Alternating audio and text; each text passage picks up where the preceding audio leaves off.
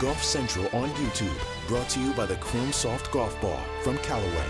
And right now, we're joined by the PGA Tour's Chief Legal Officer and Executive Vice President Licensing, Len Brown. Len, we appreciate the time. We've heard player reaction regarding Tiger Woods being named to the policy board. How would you describe the Tour's reaction to this development? Well, first of all, good afternoon. Good to see you both. We're excited. Having Tiger Woods on our board, it's incredible. Our player directors take the time running their busy schedules, running their business of golf, but they take the time because they care about the interests of the tour, not just the tour that they're playing on, but the future of the tour. Clearly, Tiger is one of those individuals. I can't stress how excited I am to spend time with Tiger, learn from Tiger in all candor. But we tend to forget he's one of the greatest golfers of all time, but he's also a great businessman. So I think he adds such a great dynamic to an already strong board with Rory, Peter, Patrick, Charlie, Webb. We're already, very, very strong board, but Tiger is the cherry on top. Len, the process by which player directors make their way onto the board is fairly regimented, as is the length of tenure that they serve on the board. Tiger's obviously an extraordinary addition to that board. Do bylaws already exist that permit this kind of addition to the board? And is there any sense or agreement on how long Tiger's actually going to serve? Sure. So, we moved swiftly. This is the third time, I would say, in the past 3 years that we've changed the number of directors on the board. We added a fifth independent director to balance it out. We added a fifth player director, and obviously now we have a sixth player director with Tiger. Our board quickly, unanimously approved that measure on the other night. So, we remain flexible. Our board does everything in its power, especially when we have an opportunity to strengthen our board and strengthen our tour. We seem to be moving closer to an era when players are assuming more decision-making authority for the big decisions on the tour. And with that, it can be harder to distinguish between what is in a player's interests and what's in the broader interests of the membership. And there are people on the board who do have a commercial relationship with the tour. And there's never been any suggestion of anything improper. But what protections are in place to ensure that the decisions that are made are actually in the interests of the broader membership rather than any particular individual? That's a good question. Every board member, regardless of whatever board they're on, is a fiduciary to that board, to that organization. And we have never had a problem with any of our players understanding that role as a fiduciary. And, at times, making decisions for the greater good of the tour, current and future, that may impact them personally. But they see the value in the decision, and they see that, their role is to be a shepherd of the game, a shepherd of the tour, and strengthen the tour at present, make the tour a better tour in the future, and respect the past. When Senator Richard Blumenthal of Connecticut, after the hearings, told ESPN that he would consider subpoenaing Commissioner Jay Monahan, Greg Norman, and Yasser Al-Rumayyan.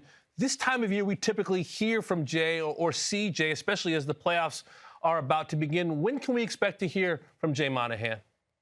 Sure. Well, Jay Damon's doing what Jay does best. He's out personally talking to players one-on-one. We've had 2 player meetings thus far since Jay's been back. We have a third scheduled for next week. Jay's doing what he does as a commissioner, and he's doing that thing as commissioner that he does so well, and it's the personal touch of Jay. So I will remind you, at the very latest, we have the Tour Championship, and Jay will deliver the state of the tour.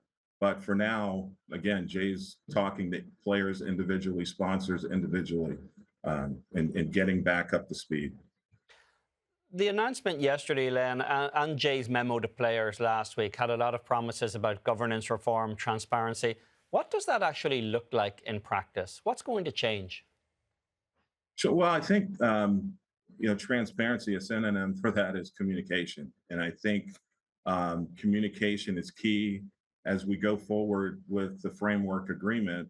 I'll remind you, that's going to have to be approved by our players, and our greater membership is represented by the PAC and the player directors. There has to be a lot of communication going both ways for us to get the ball across the finish line. So communication is transparency, and we will continue to strengthen that. And frankly, though, use caution when we have to.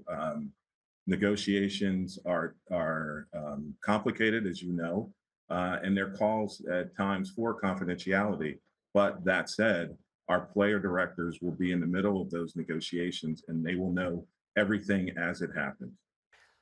Putting transparency in the context then of communication, but confidentiality, was it permissible under the Tour's existing governance structures for the commissioner and 2 members of the board to reach such a seismic decision that seems to have players so upset?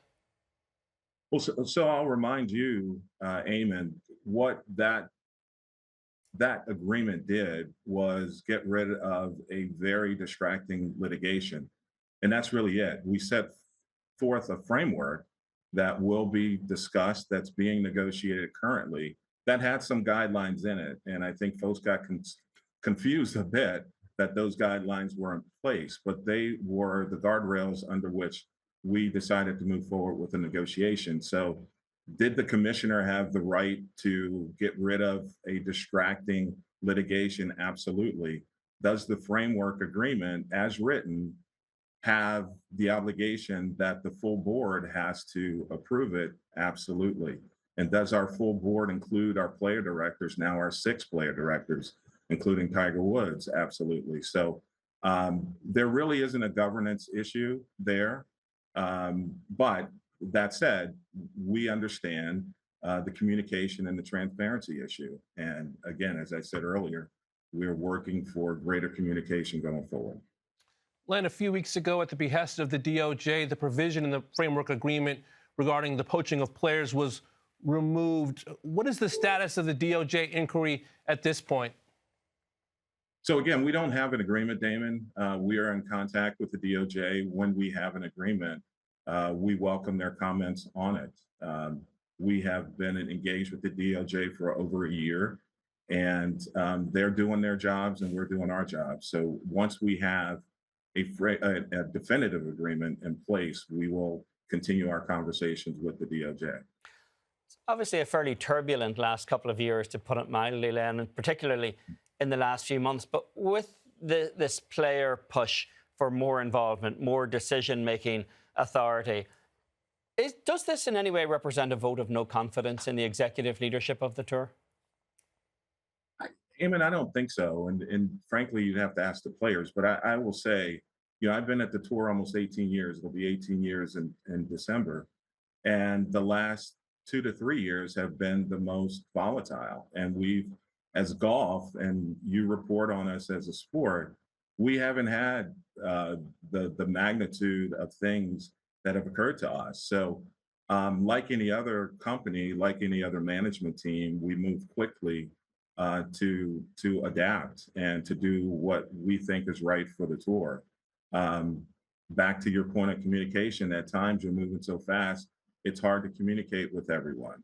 But even in the decisions that were made in that time period, it was done within the governance and properly approved.